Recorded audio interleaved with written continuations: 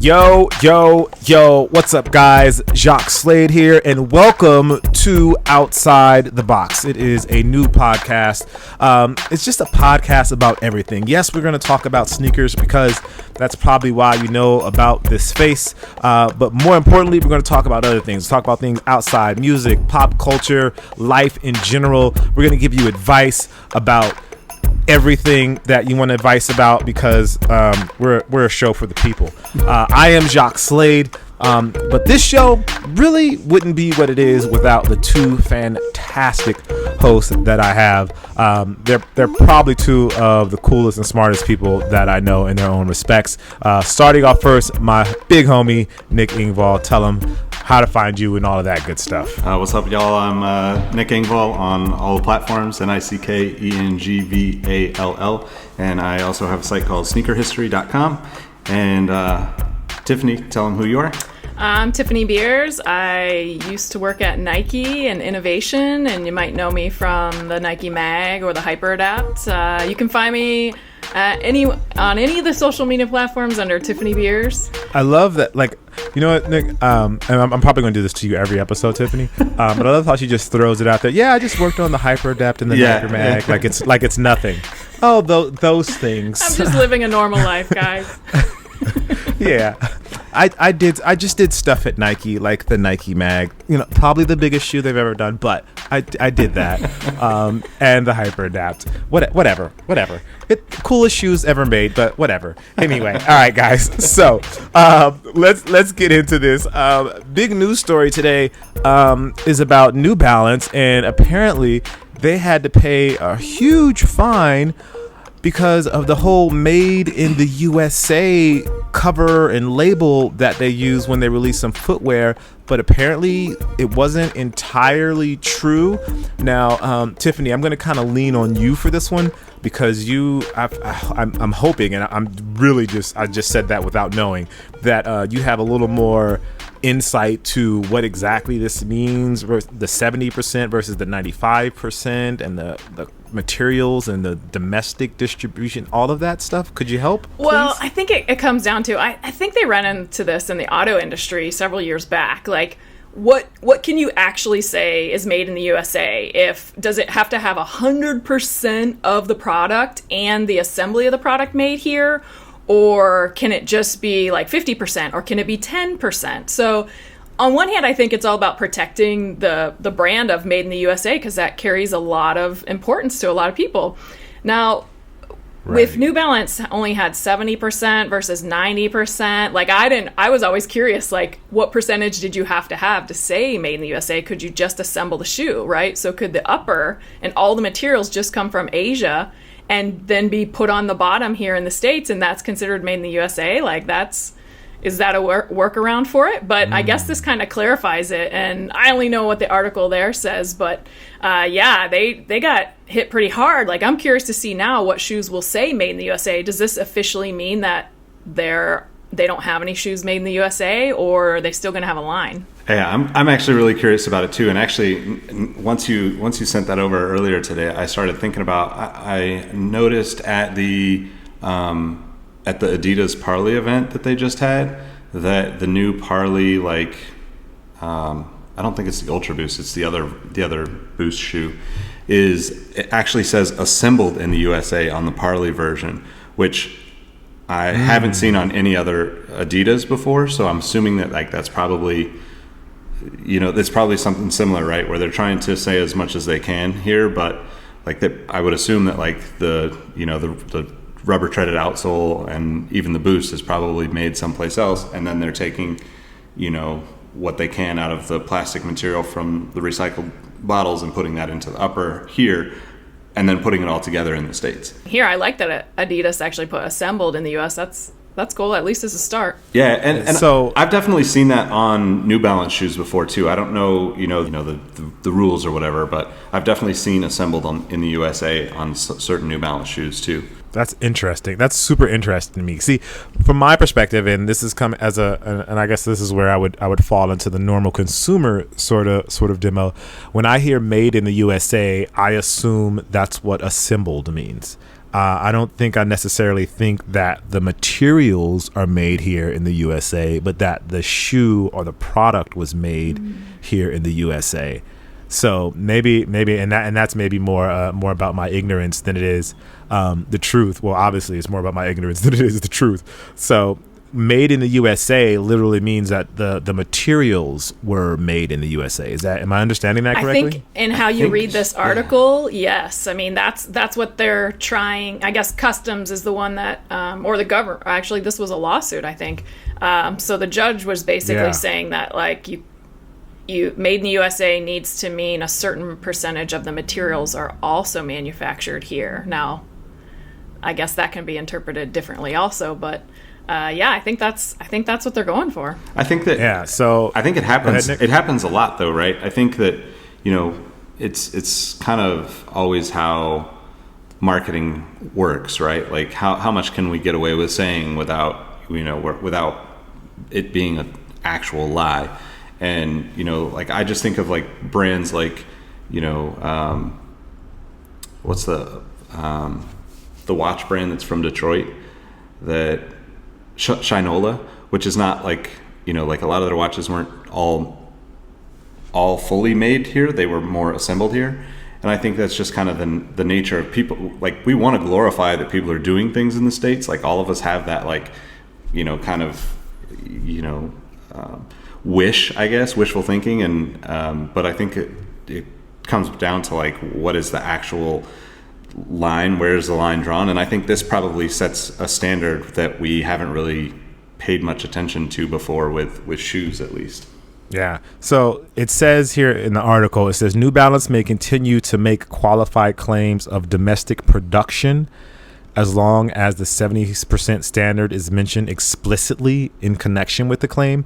So when I see domestic production, is assembled? Would you take that as being assembled? That 70% of the shoe is assembled here, but in order for it to say made in the USA, it needs to be 95%. I'm just confused here. I think it includes where the materials come from. That's how I read it. That's how I read it too. Because, like, so are your injection molding parts made here? Are your midsoles? Is your outsole made here? I mean, to be 95%, basically everything would have to be made here except maybe the shoelace.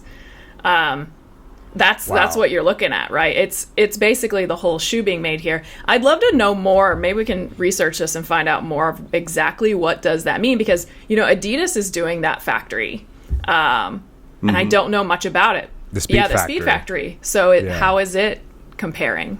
Yeah, because that's in Atlanta, so I would imagine that would be. But again, if the pieces aren't made here, if they're just shipping in pieces from overseas and assembling it here, that maybe that's where that moniker that Nick mentioned earlier, assembled in the USA, that's where that comes from. That's just fascinating to me. I had no idea about these rules, and there was a set number in order to mean made in the USA. And 95% seems like a very high number for that, but I understand, they want to keep the cachet to that made in the USA sort of tagline. So that makes sense. And I think it's one of those things where it's good too, right? Like, I mean, these are things that consumers, like, the three of us are pretty active in this business and have been for quite a while. And as consumers, that's always something that I think, your general consumer is going to be attracted to, that made in the USA. It's kind of good that there's some regulation there that says, hey, in order for you to say that, this is what the standard has to be. Absolutely. Oh, and in addition to, well, I was just going to say, it opens the door slightly to the complexities of making and importing shoes, right? Like, a lot of people don't think about that. And you can't forget that now. I don't know how many pairs of New Balance you guys have. I have one, but if it says made in USA, you're going to get $10. So, cha-ching. Yeah. Yep, exactly. Yeah, I was going to say, so for those of you out there that bought a pair of made in the USA New Balance, you get $10. Just search it. I would say I'm going to put a link in the description, but actually, we'll do that. We'll put a link in the description so you can get $10. We just charge a 50% commission. Got to pay for this show somehow, people. And going from made in the USA to something that's not made in the USA, Kanye West was in the news today, but not in the way that we normally expect. This would be a bit of a good thing, and I want to attack a couple of different topics with this one. So the news is that Kanye West and Adidas are going to increase Yeezy Boost production. I'm going to go with you, Nick. What do you think about that? I mean, I think this is what Kanye said years ago when he signed with Adidas and basically said everybody's going to be wearing Yeezys. I think his goal is to make something that's as mainstream as possible while still obviously putting money in his bank. And there's a huge gap between, not huge, it used to be much bigger, but it's tightened up quite a bit in the last year or two. But there used to be a huge gap between what the retail price was and the actual value of a pair of Yeezys, turned out to be. Because people can, you can buy them for $200, you can turn around and sell them for $400 or $600 or $800 or even more sometimes. And I think that they see that there's plenty of room for them to kind of fill the market with these shoes and let everybody have a pair that wants them. And it's kind of interesting because, coming from, working on the secondary market the last couple of years, it's something that I've kind of had in the back of my mind is like, well, when, how well does the secondary market work when the brands just say, we want everybody to have access to our products? Like, there's a fine line between hyping things up and then, like actually just providing for the customers and what they want. So I think Kanye is in a sense, just sticking true to what he said a couple years ago. Yeah, agree. And Tiffany, coming from the brand side, because I feel like you know so much more about the marketing, are you still influenced by exclusivity? I'm much less influenced by it, I think. I get drawn to a shoe because I like it, not because it's exclusive. I'm not in the resale game, so I never have been. It's hard as an employee to be honest. But right, I love that they're doing this for many reasons. Like, it's a great example and kind of experiment of, if you're going to make millions and millions of pairs of shoes, like they allude to, like, fit has to be on point, right? Like, right now, there's so few of them out there that your fit can be bad, your comfort can be bad, but because they're so rare, people, A, aren't wearing them, and B, they're just up on a shelf, so people want them for their value. But when you talk about making millions, and this is all, I never worked in Nike marketing or anything like that. This is just from my perspective. But if you're making millions, you better be on dial. You better be on point, because you will find out fast if it's not actually a shoe that's wearable. And I've never tried these, so I don't know firsthand, but it'll be a cool experiment learning how people really like them and if they really will wear them every day, all day, because that's kind of what you're asking when you're going to sell millions and millions of pairs. Right. Exactly. And if I'm going to be honest, I think it's a bad idea. I don't think that they should. This kind of alludes to what both of you were saying. The reason people want Yeezys is because they can't have Yeezys. If everyone's going to get Yeezys, no one's going to want Yeezys, and the value is going to plummet for those shoes. Like, even right now, with so many being on the aftermarket, that the prices for them, the resale used to be in the thousands of dollars, and now that's dropping to the hundreds of dollars, where you may barely make a small bit of profit if you get pairs. And I think that goes to show, like, all of the shoes that are coming into market, and I really would hope that Adidas would take a note from what's happening with the Jordan retros, how, like, they were super exclusive for a while and no one could get them, and the hype behind them was crazy. But once they started making more and more people were able to get their hands on them, the hype behind them and that resale market for them really kind of just died out, and it turned to more of the people that really just have a genuine love for Jordan brand. And I get both sides of that. If you're a fanatic of Jordan and you just love Jordan brand, like, you're cool with that. But for pop culture's sake and for the cultural significance of it, I think that pushing out tons and tons of them and making them available to everyone is a bit of a drawback. It's a negative in my mind. I I tend to disagree a little bit, and the reason why is because one, they mentioned that it's going to be the cream white or whatever the colorway is just like a basic white shoe, right? If you look at like sales for like Foot Locker or Finish Line or probably even Nike and Adidas, all the way across the board in footwear, I would assume, but I can speak to Finish Line, obviously. A majority of the shoes that are sold are not sold to sneakerheads, right? Like sneakerheads think that they're the most important because they spend $220 on a Yeezy. But the reality is that like Jordans, for instance, a Retro 3, a Retro 4, those shoes draw in a certain customer, but they also just spread the desire to have Jordans to the average customer that's never going to spend more than $70-$80, maybe $100 on a pair of shoes. And I mean, when was the last time a Jordan Retro was $100 in the store? It's been a long time since that happened.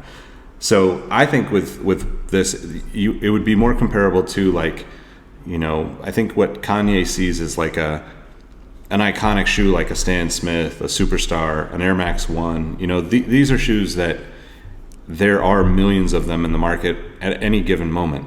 There's not a specific, there's not all of them are selling on the secondary market, but I would say that like for the most part, you can find a specialized version, a collaboration or whatever of, those core shoes, Air Force Ones, Air Max 1s, Jordan 1s.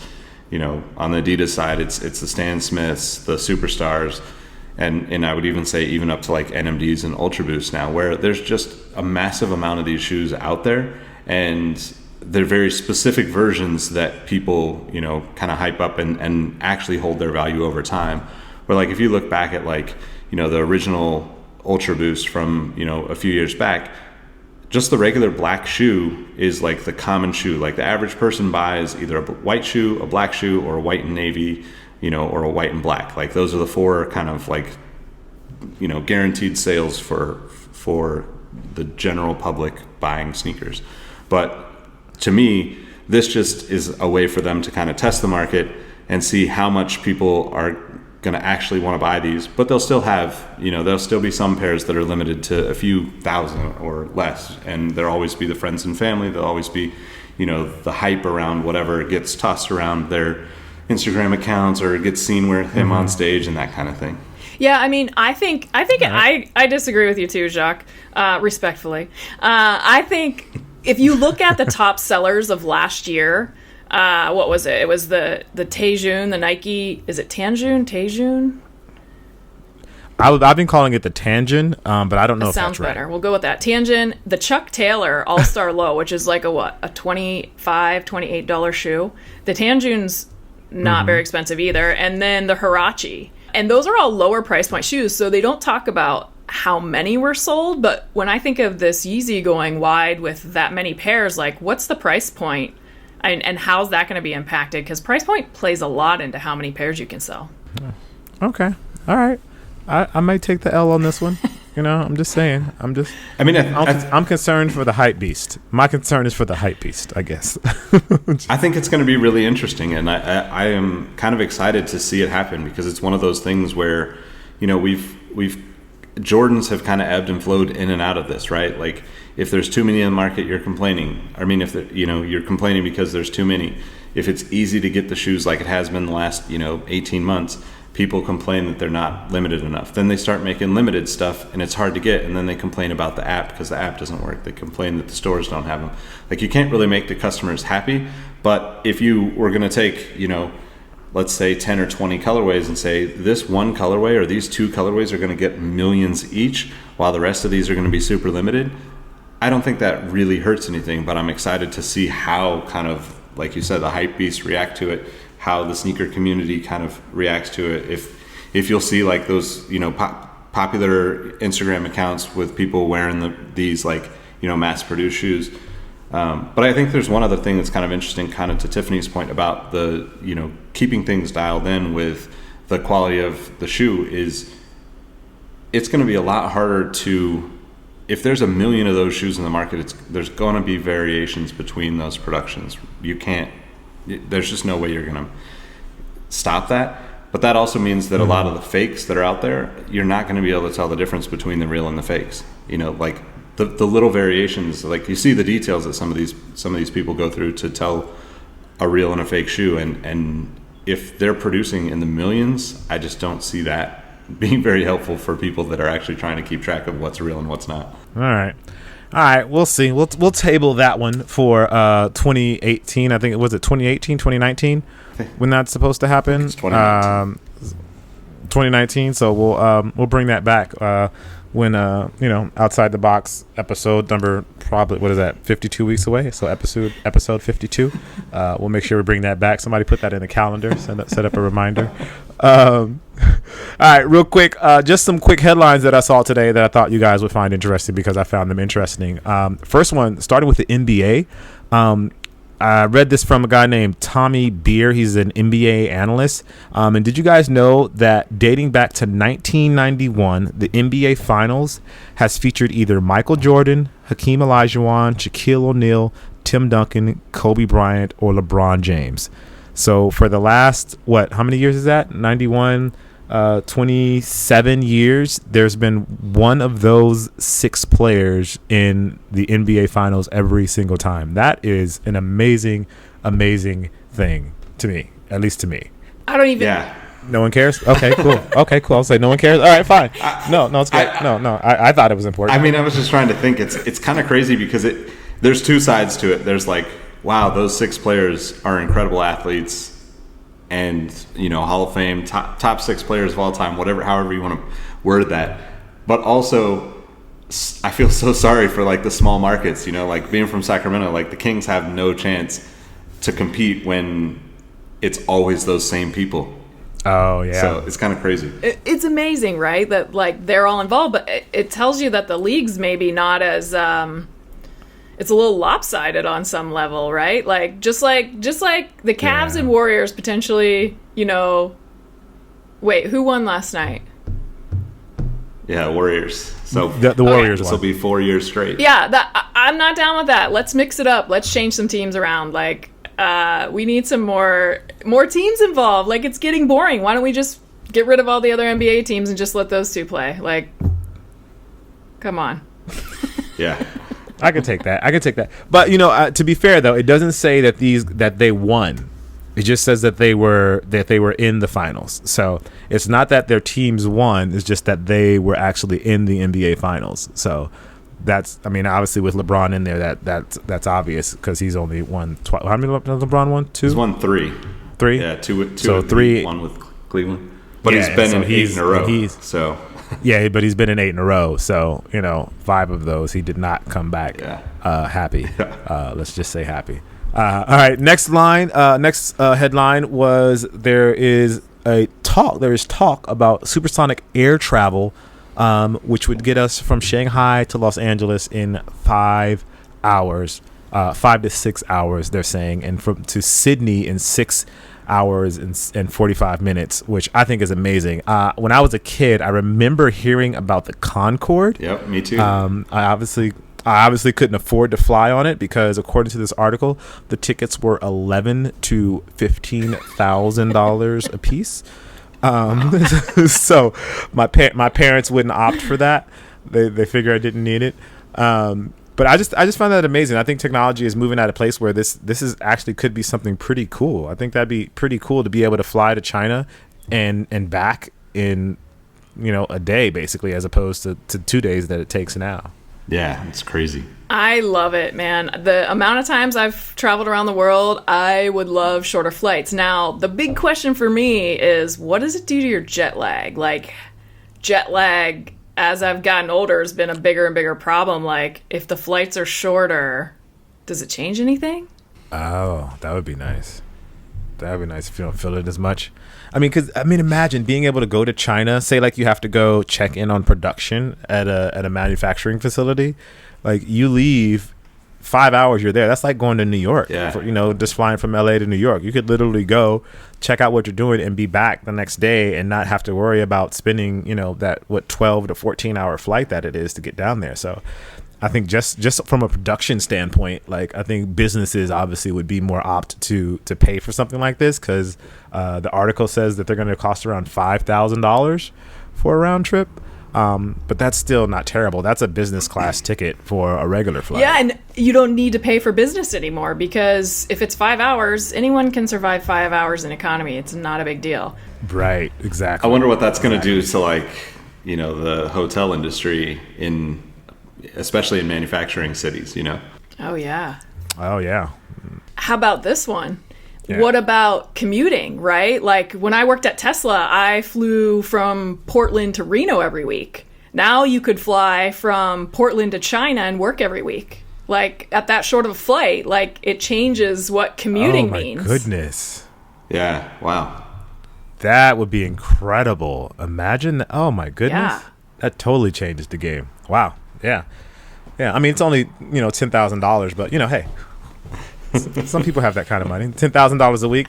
I got it. Maybe when it starts, maybe wait till it's a year old. Yeah, maybe. Yeah. When this podcast takes off, I want us to be able to go to China and do a show from China. Like it's only 5 hours, guys. All right.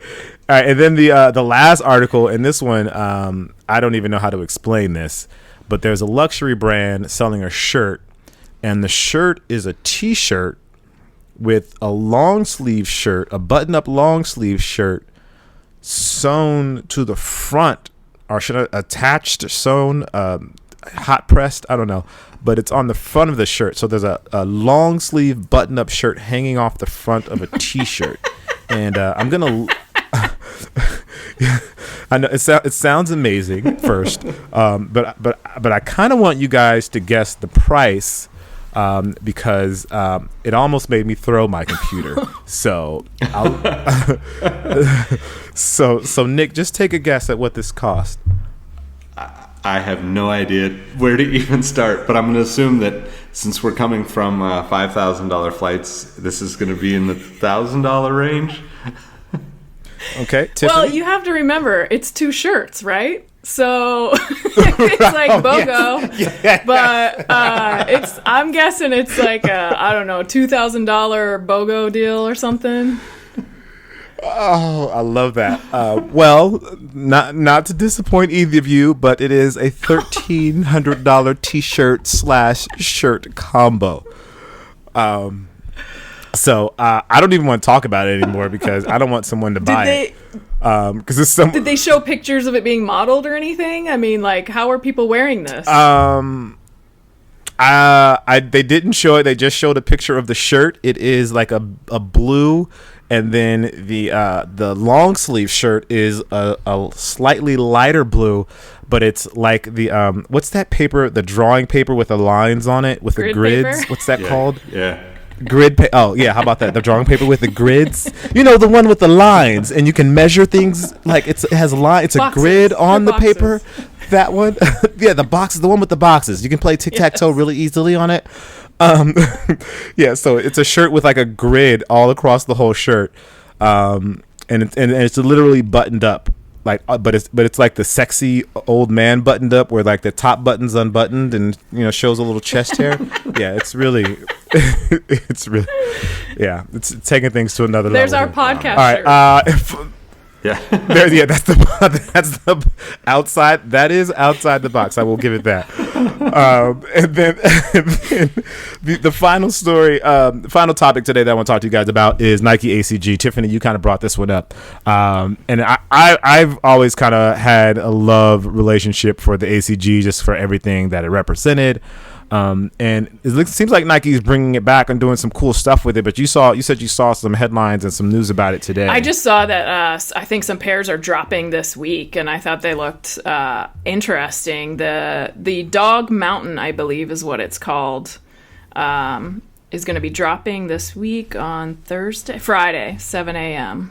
Yes. There's 2 colorways. Yep.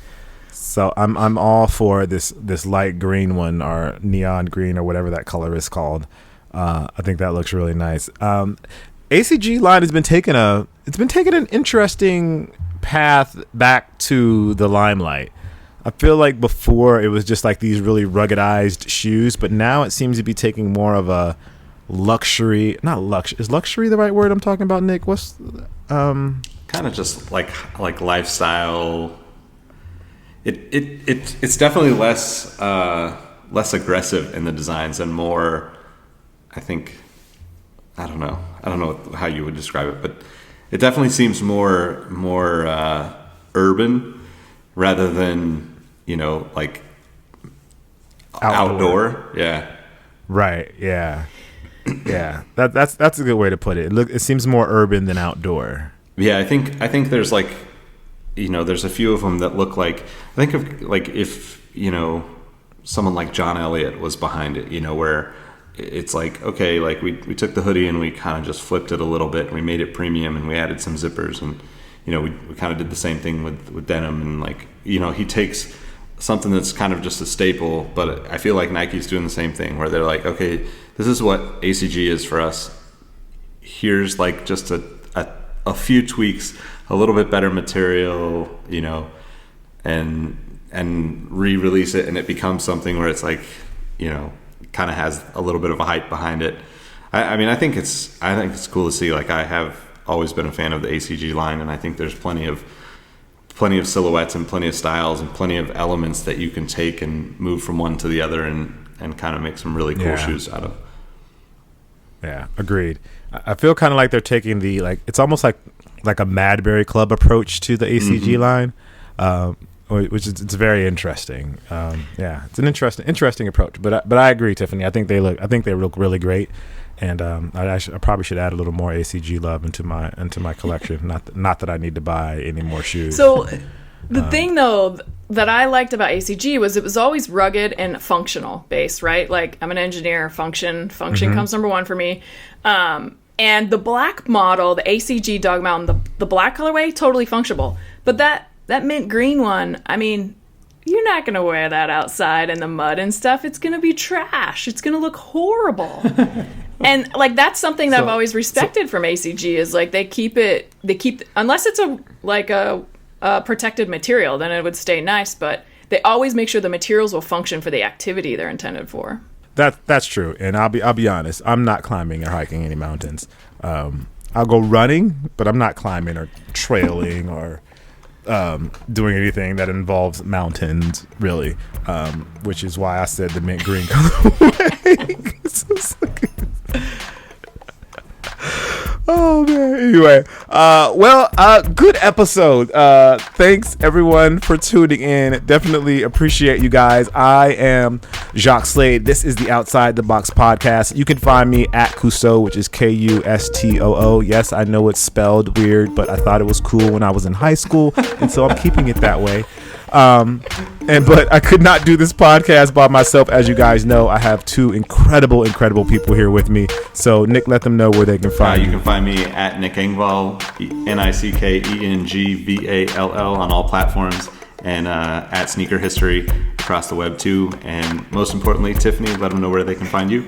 Yeah, you can find me at on Instagram and YouTube at Tiffany Beers, just Tiffany, B as in boy, EERS. See, Tiffany keeps playing it so short. Like, oh yeah, just look for me, Tiffany Beers. That's all. I'm just Tiffany Beers. All right. Okay, we're gonna work on this outro. We're gonna work on Tiffany's outro. I'll come up with something better next time. Okay. All right, guys. Thank you for listening. We definitely appreciate you. Make sure you like, favorite, subscribe, share the podcast, all of that good stuff. Let people know what you're listening to, and let people know that you think that we are the bee's knees, because that's what something old, or someone old like me would say. All right, guys. We'll see you soon. Talk to you next week. Peace.